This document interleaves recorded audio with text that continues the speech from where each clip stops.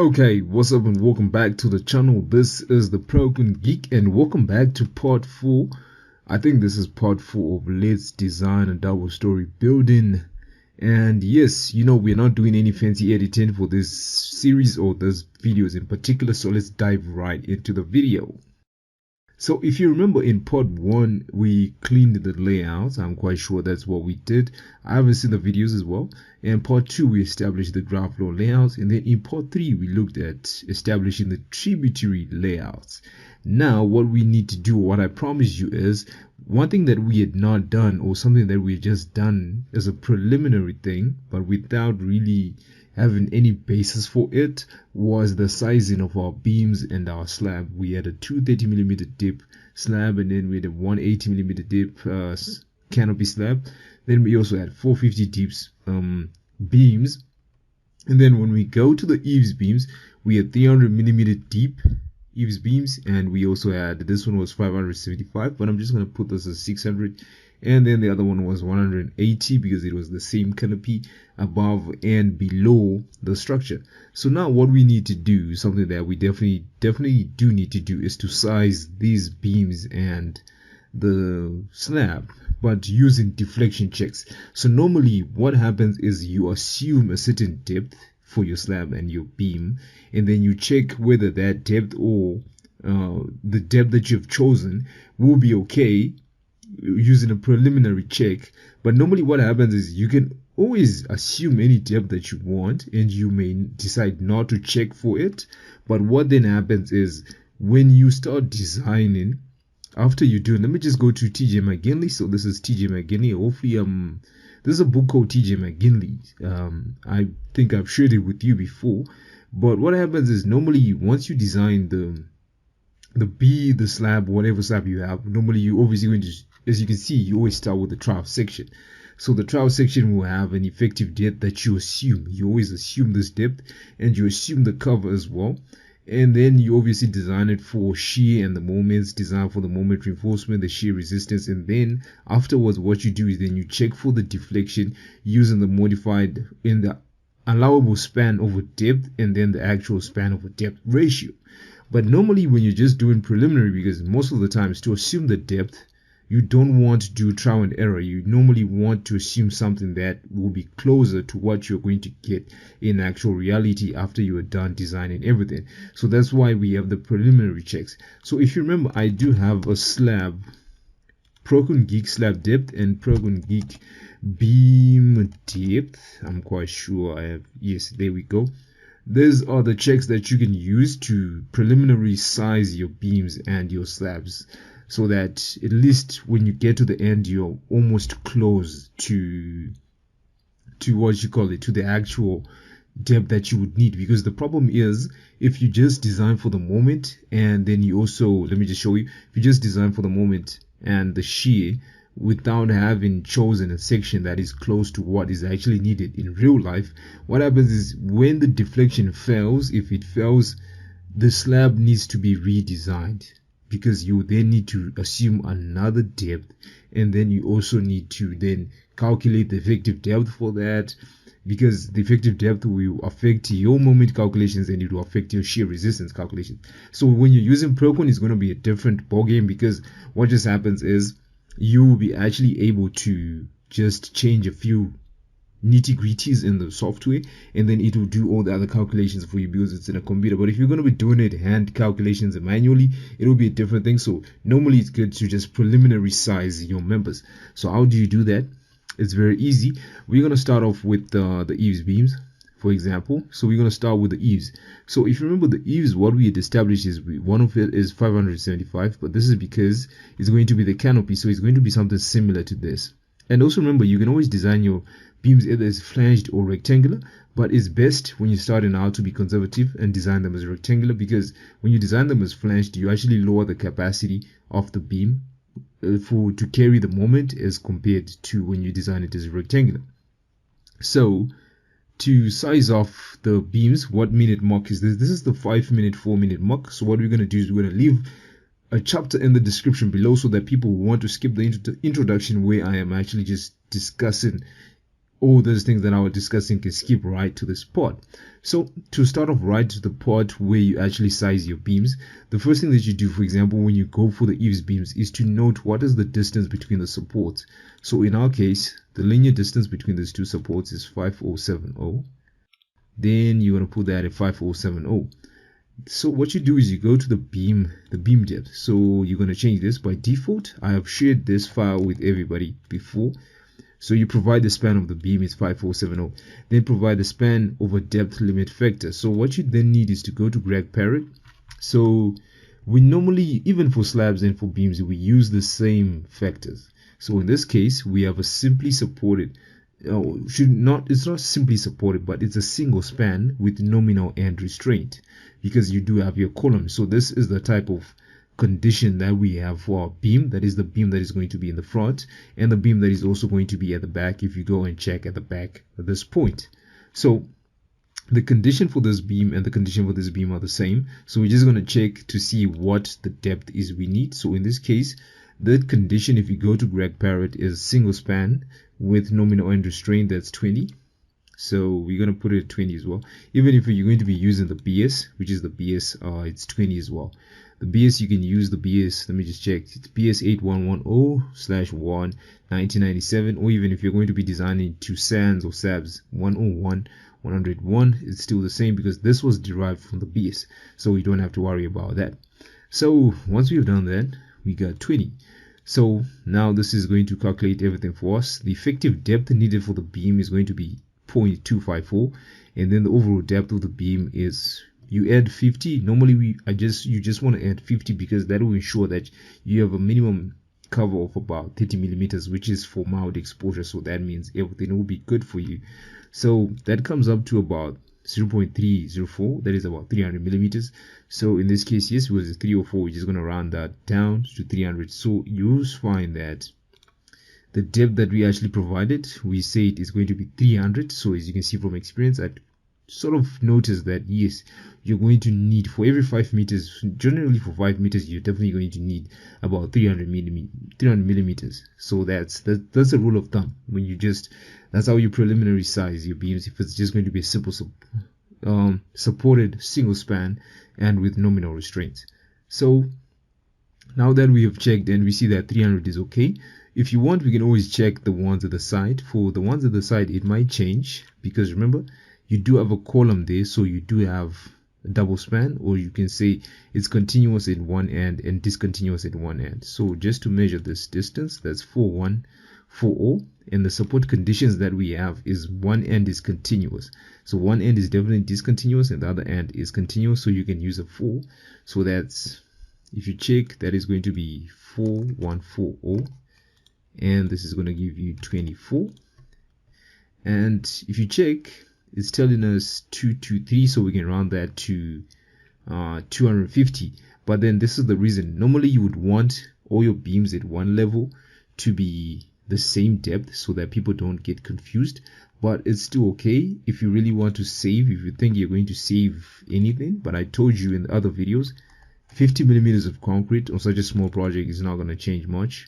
So normally what I would do is to actually leave it at 300 and not use not use 250. I'll just put it the same because you don't want to confuse the person who's doing the structural as well. But some of them will ask me, but you've already decided to put this as say 600. But then the reason is because this one, they can tell that it's going to be supporting the canopy. So even someone who doesn't know calculations, or should I say civil engineering calculations, they will be able to tell that okay, this beam definitely has to be deeper and it also definitely has to be wider. Why? Because it's going to be supporting the canopy, which is going to be cantilevered. So that's something as well. Now that we have sized for the eaves, so it's up to you. You can go with 300 or you can go with 250. I'm just going to go with 300. So the next thing that you obviously want to do is to size the ones for the first floor. But as you can see, the conditions are still the same. So obviously the same effective depths would still work. But then the reason why we decided to go to 450 is because remember, the 230 is coming from the slab, and then the rest of that is going to be the downstand. But then the reason why it's actually 400, or the reason why we chose to go to 450, is because I'm anticipating the loads on the slab. And remember, we're going to be using, I think, about 5, because if you go to the use of the slab, it's a shop space, so it's going to be storing a lot of place. No, actually the first floor is a storage space, so storage spaces we're looking at 3.5, 4, 4.5 or 5, depending on what the situation is for the loading. So if you're going to be using, for example, 5 kilonewtons per square meter for that region, that means the load is going to be great. So I know obviously the deflections are going to be large as well. So that is the reason why I used 450. And then the other thing, remember, is we were looking at the structural, the architecturals, I mean. And if you check the downstairs, this is what the architect has already given us. This is the play that the architect has already given us. You already have 452, which is just 450. So for now, that is why we'd also just decided to use what the architect had said. The architect has already given us room to play around with it to that point. So that is also one of the reasons why. So that you will see, when it comes to design, there are a lot of things that come into play that you need to consider.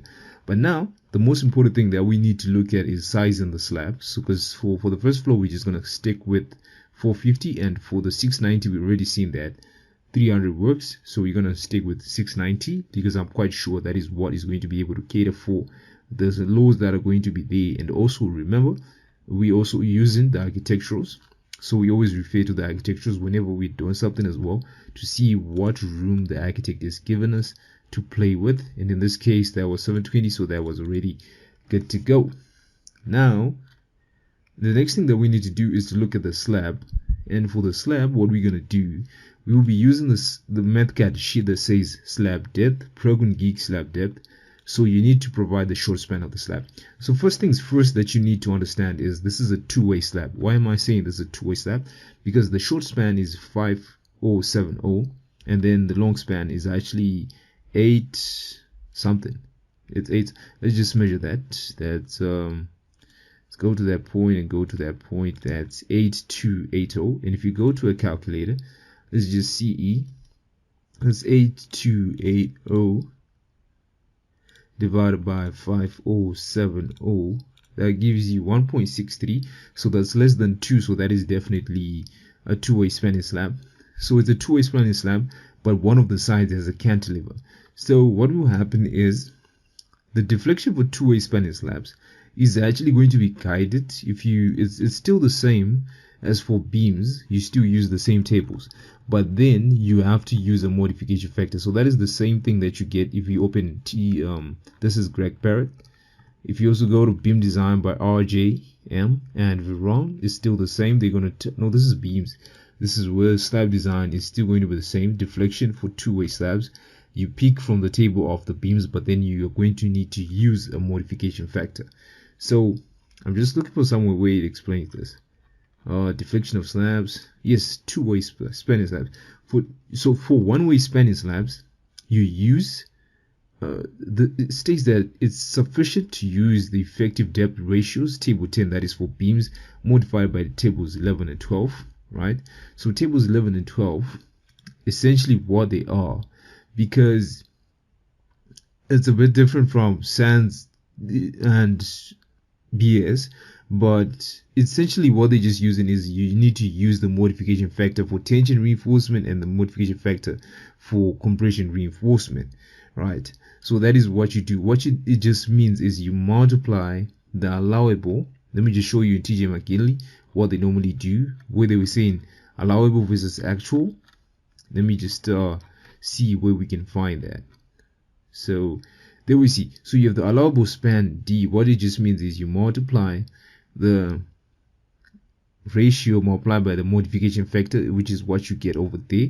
This is after you actually calculate, but then it's still the same principle. So what they're saying is, but then it's also the same in Greg Parrott. Just multiply the estimated deflection, which is the allowable ratio multiplied by the coefficients, blah blah blah. But what you're gonna do is, this is what you do. This is what you check. So what it means is, for most slabs, the maximum deflection happens at the midpoint, at the mid span, because that's where you have the maximum moment. So what it means is you're going to modify the allowable ratio by the modification factor for tension reinforcement. So what that means is you're going to be selecting something based off this, or you can calculate it. But since this is preliminary and you haven't calculated, because if you check, the modification factor is based on Fs and m over b d squared, and what you're actually trying to do is d is a factor, or d is dependent on the assumed depth. So it doesn't make sense that you're trying to find the assumed depth when already that's a variable.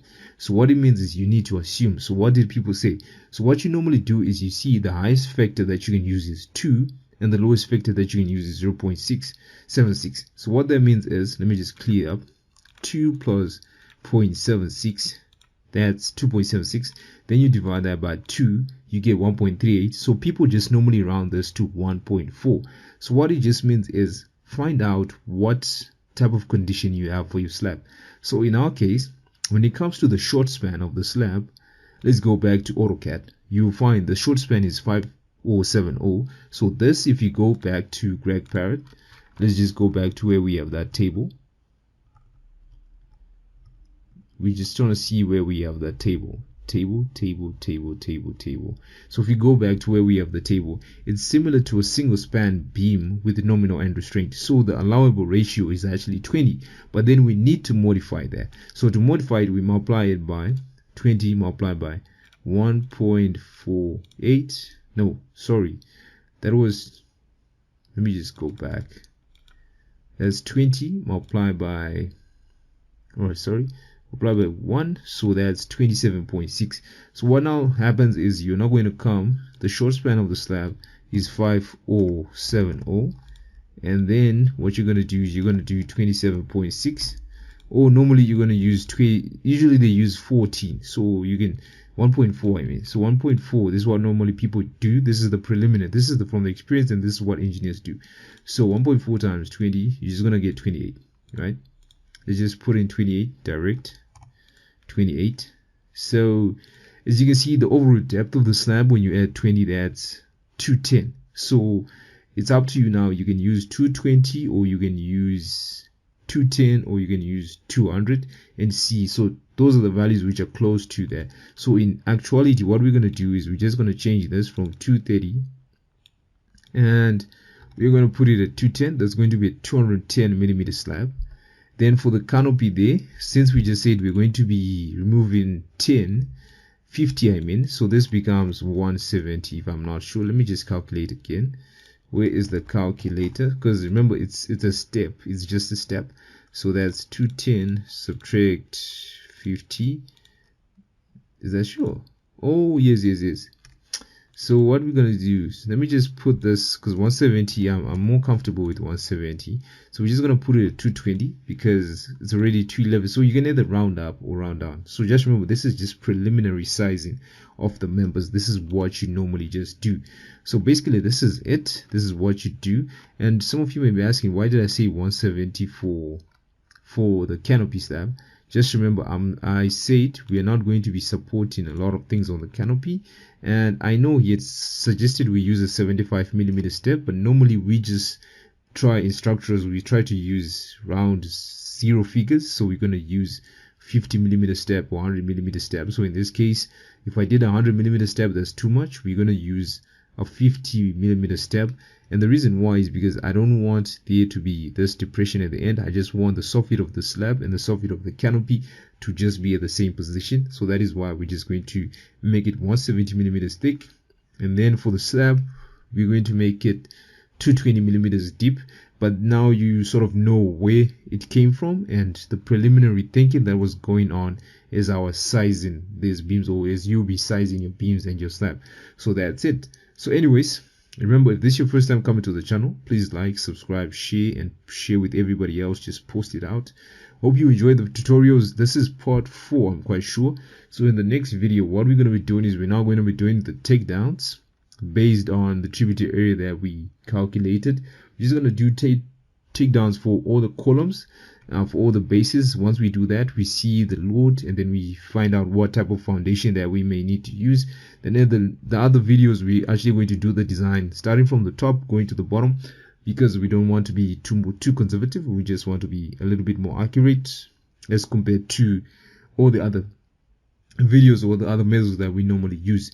And also because we do not have Prokon. Remember, Prokon is still in demo, so we're just trying to use something that even if you're going to be using hand calculations, we can see what we can do. But what we're going to do for now is we have our layouts, we have sized our beams and slabs, we've come up with the tributary areas, and then the next thing is let's come up with calculations and values for the loads that we need to use for the foundations, the beams, the slab, and we will see how we're going to design it. If we're not able to design it before, or if we need to wait for the license from Prokon, then what we will do is we might go to detailing the slabs that we designed, the flat slab and the one that we designed in Sumo. So without wasting too much time, please subscribe to the channel, and I'll see you in the next video.